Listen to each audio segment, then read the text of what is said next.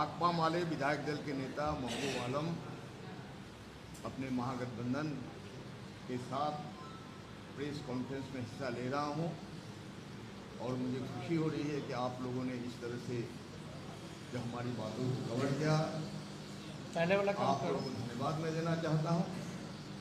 साथ साथ मैं ये कहना चाहता हूं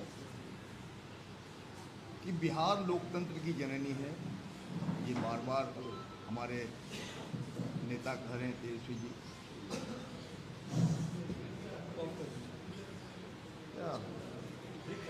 हाँ,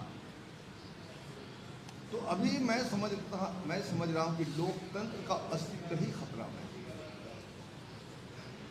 एक भी का वोट देने के अधिकार से अगर उन्हें वंचित किया जाता है, ये छोटा मुद्दा नहीं है, बहुत बड़ा मुद्दा है। और इस एसआईआर जो आपने लागू किया, ये पूरे देश के पैमाने पर होना चाहिए। बस 2 ही महीना अभी बच गए और आपको मालूम होना चाहिए किस तरह से बिहार के 3 करोड़ से ज़्यादा लोग अपनी रोजी रोजगार के लिए, शिक्षा हासिल करने के लिए बिहार से बाहर देश के तिरुवनंतपुरम, हैदराबाद, मद्रास, दिल्ली, बम्बई, गुजरात, कश्मीर में रोजी रोजगार के लिए और शिक्षा संस्थानों में उच्च शिक्षा हासिल करने के लिए भी जाने के लिए बाध्य हैं। वो कैसे आएंगे अचानक? नॉर्मल कोर्स में रेलवे टिकट नहीं दे रही है, 22 दिन तक के लिए वेटिंग लिस्ट में उसका नाम नहीं आ रहा है। तो नॉर्मल कोर्स में एक पैसेंजर को टिकट नहीं मिले, अचानक वो कैसे आ जाए?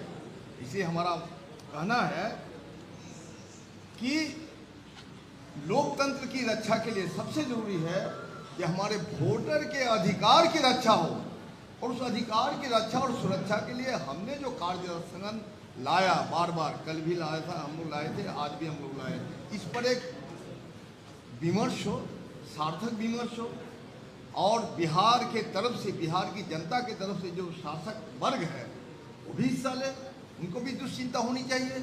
लेकिन जिस तरह से हमारे प्रतिपक्ष के नेता को बोलने का सम्मान दिया गया स्पीकर के तरफ से, तो माननीय मुख्यमंत्री ने भी स्पीकर के आदेश की अवहेलना कर उन्होंने हस्तक्षेप किया। चलिए, हम लोग उसका सम्मान करते हैं, लेकिन इनके बावजूद उनके जो उप मुख्यमंत्री है, जिस तरह से उन्होंने आचरण किया, आज का सबसे महत्वपूर्ण घटना यह है कि आज जो सेशन स्थगित हुआ, सत्ता पक्ष के सदस्यों के अभद्र आचरण के कारण स्थगित हुआ।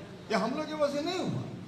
इसलिए हम लोग चाहते हैं, आपको मालूम होना चाहिए कि सीमांचल क्षेत्र का करीब करीब 1 करोड़ 40 लाख जो आबादी है, असल में उसके जो मुस्लिम जो वोटर्स उनको टारगेट किया है, 40 लाख लोग बाहर है। आप वो 40 लाख लोग कैसे आएंगे? इसलिए ये फंस गए। इस बार निशाना उनका एनआरसी में मुस्लिम का था, लेकिन ये निशाना आ गया पिछड़ा, अति पिछड़ा, आदिवासी, दलित, अल्पसंख्यक, अल्पसंख्यकों में से एक शेरशाहवादी वर्ग है जो महानंदा, नागर और गंगा नदी के कटान से उत्पीड़ित हो गए हैं, और उनके पास कोई कागज नहीं। अभी 50% बिहार जो है बाढ़ की त्रासदी से सफर कर रहे हैं, और आगजनी वगैरह से किसी का कागज नहीं है। ऐसी हालत में हमारे क्षेत्र में कोठियों में कागज रखा जाता था, कोठियों में, जो दिमाग उनका खा गया होगा।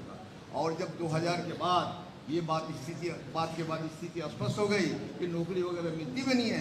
किसी भी नौजवान ने अपने हाई स्कूल से क्लास 10 का प्रमाण पत्र लेने की जहमत नहीं उठाई।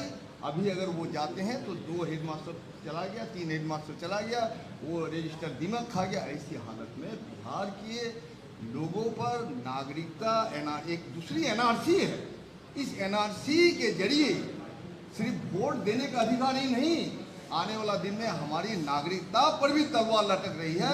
इसलिए इसकी हिफाजत के लिए हम लोग जान देने की हद तक आंदोलन करेंगे और बिहार पूरे देश को रास्ता दिखाएगा। इसलिए हम लोगों ने काला, भारतीय लोकतंत्र का अब तक का ये काला अध्याय है, और इस काला अध्याय में हम नहीं चाहते हैं कि ये हमारा सत्र भी काला सत्र साबित हो जाए। इसलिए आज हम लोगों ने जो बात की, स्पीकर साहब का बहुत सम्मानजनक स्थिति रही, उसका सकारात्मक है। वो चाहते हैं कि कल इसका विमर्श हो अगर विमर्श नहीं होगा तो हम लोग इसका प्रतिकार करेंगे, प्रतिरोध करेंगे और शांतिपूर्ण ढंग से हम लोग विरोध करेंगे। बिहार के एक एक वोटर की वोट के अधिकार की रक्षा के लिए हम लोग सड़क से सदन तक जो लड़ाई वो जारी रहेगी। बहुत बहुत शुक्रिया। गोल, जहां 27 वर्षों के सफर में 17,000 से भी अधिक छात्रों ने डॉक्टर एवं इंजीनियर बनकर भरे सफलता की ऊंची उड़ान, जहां साधारण छात्र भी बिहार टॉपर्स बनकर बना रहे इतिहास।